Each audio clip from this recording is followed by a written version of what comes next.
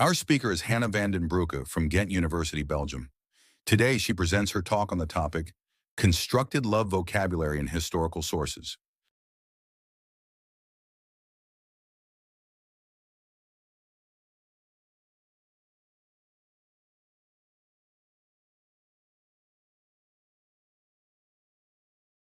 Thank you very much for listening to my talk today. My name is Vanden Broucke, affiliated with Ghent University in Belgium, and I'll present you my topic on constructed love vocabulary in historical sources. And so I will introduce you to microhistorical research on love. First, I'll explain how I became involved in love studies, and then I'll focus on the historical sources, in my case, letters, and the people behind these letters. After that, will elaborate on the methods and concepts I used in my research, through which I sought to answer my research question. And finally, I will present the main insights and frame them within a broader philosophical context. So far, so good. My great-grandparents lived in this white mansion in Ternat, a rural village not far from Brussels in Belgium. And while cleaning that house, we found an old box containing over 500 letters. These letters apparently dated from the first 3 years when my great-grandparents started a romantic relationship. Years later, when I was capable of conducting proper historical research, I read all the letters. I was curious, but somewhat also like an intruder to read their private dialogue. Of course, it was important to ask myself whether a critical and scientific analysis was possible, since it's based on sources to which I, as a historian, have an emotional connection. After all, it's unusual. So, who were the letter writers? My great-grandparents, but who? Lucien Assis, an early child, and a farmer and civil servant. And you also have Louisa de Sroch, youngest of 8 children, and a primary school teacher and daughter of wealthier brewers. Just 2 average 20-year-olds who met on a train just before the Second World War and fell deeply in love. They saw each other frequently, as they lived in neighboring municipalities, but they also wrote each other about 500 love letters. And this is an exceptional source in historiography and love studies for 2 reasons. Firstly, it's a substantial number of letters, and secondly, because once the letters were arranged chronologically, it became clear that they were almost entirely preserved with care, and that's special because the correspondence started in December 1938. In September 1939, Nazi Germany invaded Poland, after which Lucien was mobilized in the Belgian army. And on the 10th of May of 1940, the war broke out in Belgium. Lucien was captured and kept all the letters, whenever he received them, very close to him. He was released as a prisoner of war and he married his fiancée in 1941. And the correspondence ended at that point. So, how did these people write about their love? How did they express their emotions to each other? Were they influenced by religious frameworks? And how did the looming threat of war affect their expressions and correspondence? To answer these questions, I used 4 research methods. I transcribed all the letters. This means that I digitized them according to scholarly rules. That made it easier to search for specific words and phrases. Next, I read these letters very attentively, which we refer to in historiography and literary studies as close reading, and in some letters I conducted a deeper discourse analysis. It's a very sensitive form of deep reading, if you will. The used words betray or reveal someone's cultural beliefs about emotions and love. And of course, since every text to some extent is related to another, I also try to trace intertextual connections. This allows me to explore which text Lucien and Louisa were using to express their love for each other. For this research on emotions and love, I use an important concept, the emotional community by the historian Barbara Rosenwein. An emotional community can be compared to a social community. This means that every community, for example, a parish, a school, a group of soldiers, or a family, has its own norms and practices about which emotions are important to express, for example, falling in love, and which are not, like jealousy, for example. An individual can belong to several emotional communities simultaneously. Well, feelings arise freely and spontaneously from a physical basis in an individual, but they are largely shaped by social and cultural mechanism. And emotional expressions are thus a kind of pre-programmed cultural expressions, and the individual expressions of love also reflect collective beliefs. Intertextuality refers to the interconnectedness between text. An explicit and simple example for those not familiar with this term. I sent you a message saying, "What time does the party start, darling?" And you are surprised by the pet name, but you reply with, "Darling, we see each other at 8 o'clock tonight." These texts are connected because of their content, but also because we start to adapt each other's vocabulary. And the same was true for Louisa and Lucien. They fed off a variety of texts to express their love in their letters. When I noticed these traces, I discover which source text or love ideology was prevalent in their emotional community. For example, Louisa and Lucien were inspired by two Flemish poets. Alice Nahon, widely appreciated by the public, wrote poems about love, farewell, and longing, and Leonce Rijpens, who focused on the study of theology and mysticism.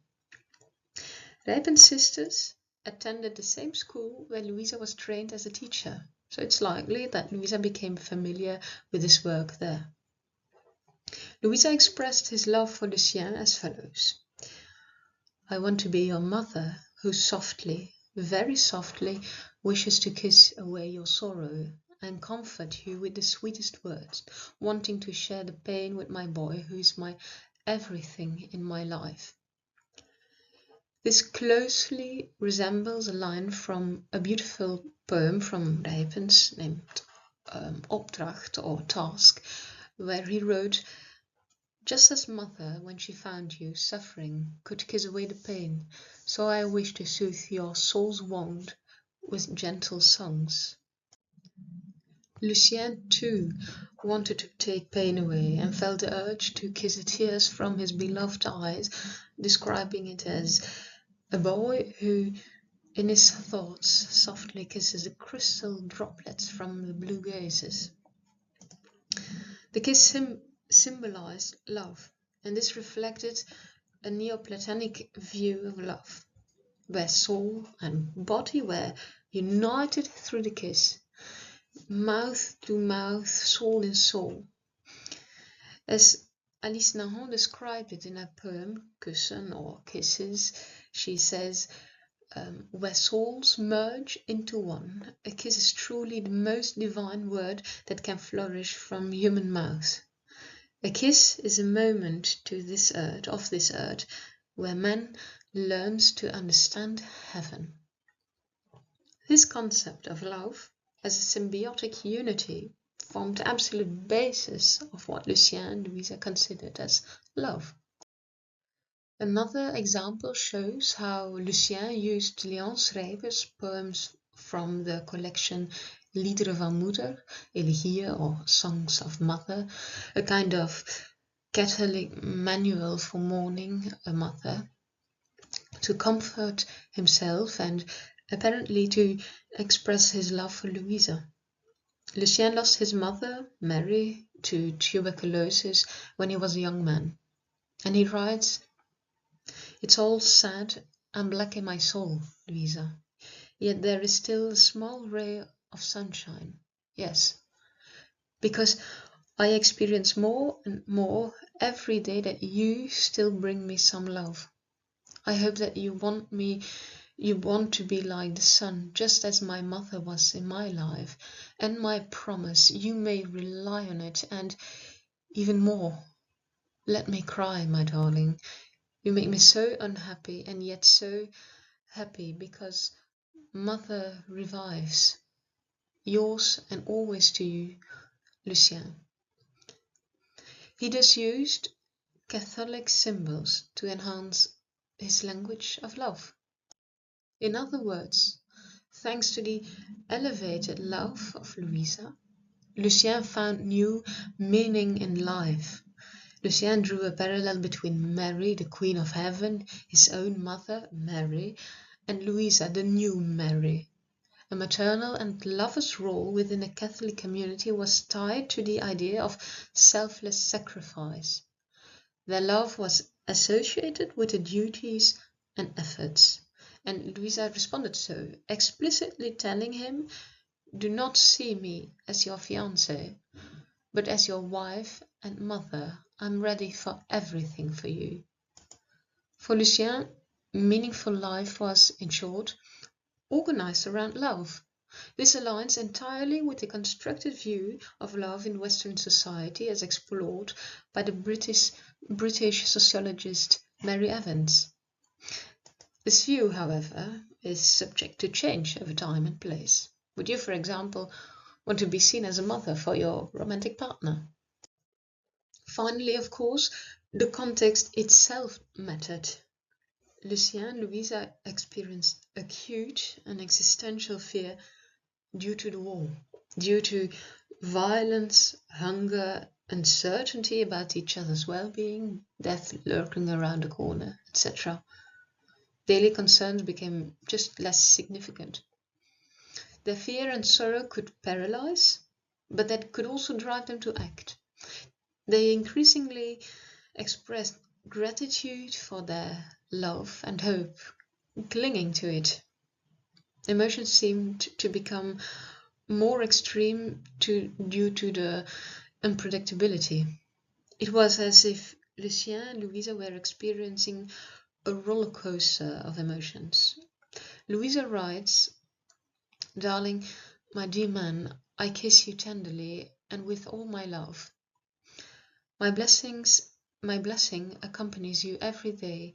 Your girl sometimes cries bitter tears, but prayer strengthens me, and let us hope to see you again, forever." Not everything, even about love, could be expressed. In other words, the letters were subject to censorship. On one hand, there was external censorship, as the Nazi regime monitored letters while Lucien was a prisoner of war, and on the other hand, there was an internal censorship. Some feelings were withheld to avoid causing worry to the loved one. At times it was reduced to a simple, "I'm doing fine." In conclusion, Simon May argues in his book Love, a History, that the Western concept of love has evolved into an illusion, as it is based on three aspects: unconditionality, eternity, and selflessness. May contends that human love can never live up to these religiously inspired attributes, as they are divine in nature. However, as I read in the love letters, my protagonists held these three values in high regard. They adopted this from their emotional communities, and it was as if they made their love as a foundation of their existence. So these individual expressions of love also express collective beliefs. Thank you very much for your attention, and I'm looking forward to your questions. You can find after this slide also the references.